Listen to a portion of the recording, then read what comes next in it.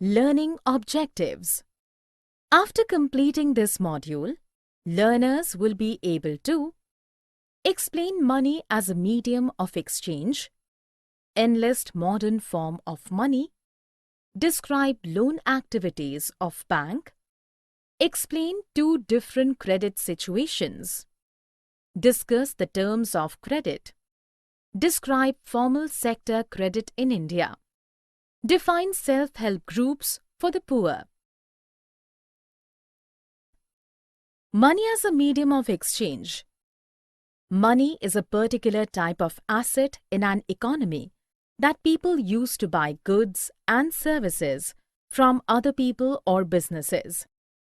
A medium of exchange is something that buyers will exchange with the seller when they want to purchase goods or services from the seller. While many things could be used as a medium of exchange in an economy, money is the most common and useful medium of exchange in our society. Money is an item which is used as a medium of exchange. Money works as an intermediary in the modern economy. It is used as a medium of exchange for goods and services, and it is also used for payment of debts. The barter system was replaced by the introduction of money. Before the introduction of money, grains and cattle were used as money by Indians. In this system, goods and services was exchanged for another goods and services. It was known as commodity for commodity economy. Modern form of money. Modern forms of money includes currency, paper notes, coins, deposits with bank. Traditional forms of money includes silver, gold, copper. Money is used as a medium of exchange because it is authorized by the government of the country. Its demand and supply can be controlled by the central bank of the country. In India, the law legalizes the use of rupee as a medium of payment that cannot be refused in settling transactions in India. No individual can legally refuse a payment made in rupees. Value of each good or services is measured in the monetary unit. Deposits with bank. People who have extra money can deposit it with banks by opening a bank account in their name. Banks accept the deposits and also pay interest rate on the deposits. In this way, people's money is safe with the banks and earns as interest. Demand deposit. People also have the provision to withdraw the money as and when they require. Since the deposits in the bank accounts can be withdrawn on demands, these deposits are called demand deposits. Advantage of depositing money in the bank. It is a safer place to keep money as compared to the house or a working place. People can earn interest on the deposited money. People have the provisions to withdraw the money as and when they require. People can also make payments through checks. Loans activity of bank. Loan activities of bank. Bank acts as a mediator between the borrowers and the depositors. People deposit their money in bank and get some rate of interest as extra income. Banks keep a small portion of their deposits as cash with themselves to pay the depositor who might come to withdraw money from the bank on any given day.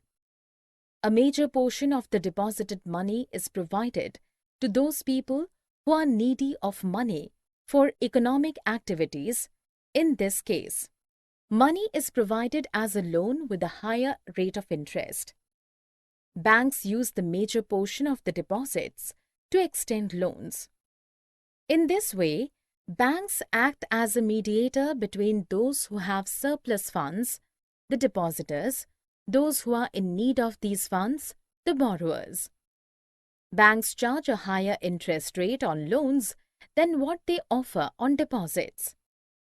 The difference between what is paid to depositors and what is charged from borrowers is their main source of income. Credit: the ability of a customer to obtain goods or services before payment, based on the trust that payment will be made in the future, is called a credit. Two different credit situations. There are two types of credit situations. In the first situation, a manufacturer takes credit during festive season in anticipation of increased demand for his product during the festival to expand his production costs, and later that situation has worked in his favor. He or she makes a good profit from production activities and he or she is able to pay the amount of loan. Therefore, that person becomes better off than before. In the second situation, a small farmer who has taken a credit for cultivation might face a problem. As crop production involves high costs on inputs like HYV of seeds, fertilizers, pesticides. Farmers generally take loans at the beginning of the season and repay after harvest. But the failure of the crop makes loan repayment impossible, which is times compel them to sell part of their land, which worsen their situation. For this term, he or she comes under the situation of debt trap. Terms of credit. The four terms of credit are: interest rate.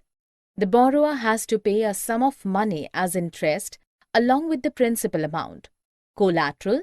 It is an asset that the borrower owns and uses this as guarantee to the lender until the loan is repaid. Documentation. Proper documents of borrowing with all the terms and conditions must be submitted. Mode of repayment. The mode through which the borrower will repay the loan must be clearly mentioned. Formal sector credit in India. There are two types of sources of credit in an economy, namely formal sector and informal sector. Formal sector. In the formal sector, loans from banks and cooperatives are included. Major portion of the deposited money is provided to those people who are needy of money for economic activities. In India, Reserve Bank of India is responsible for supervising the functioning of loan activities in formal sectors.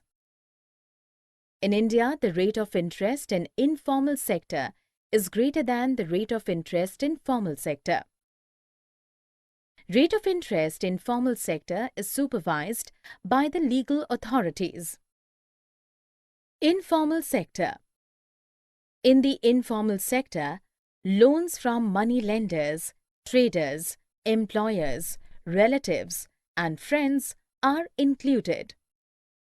In the informal sector, the rate of interest is supervised by money lenders, traders, employers who are provided money. The rate of interest is varying from person to person. There is no organization for supervising loan in informal sector. Lenders can use any method to get back their money from the borrowers. The incomes of the borrowers become less compared than the amount which has to pay due to the high rate of interest. Self-help groups for the poor. Group helps in pooling the saving of the members, who are mostly poor women. Members can get timely loans for a variety of purposes and at a reasonable rate of interest. Facilities of bank are not available in all rural areas. The poor have to pay a high rate of interest to the money lenders. It is difficult to borrow loan from the bank because of the absence of collateral and documents which are required for a bank loan. Major feature of SHGs. A typical SHGs can have 15 to 20 members, usually belonging to the same village. The main motive of the self-help group is to pool the saving of the poor people. Saving per member can vary from 25 rupees to 100 rupees or more, depending on the ability of the people and the strength of the group. It provides loan to their members at a reasonable rate. After a year or two, if the group is regular in savings, it becomes eligible for bank loans. Loan is sanctioned in the name of the group with the main motive to create self-employment opportunities for the members. Most of the self-help group work in a democratic way. Summary. Let us summarize what we have learned. Barter system. Goods are exchanged without use of money. Double coincidence of wants. In exchange of goods, both parties have to agree to sell and buy each other's commodities. In a barter system, double coincidence of wants is an essential feature. Medium of exchange. Money acts as an intermediate in the exchange process. Currency is authorized by the government as a medium of exchange. The deposits in the bank accounts can be withdrawn on demand. These deposits are called demand deposits. A check is a paper instructing the bank to pay a specific amount from the person's account to the person in whose name the check has been made. Credit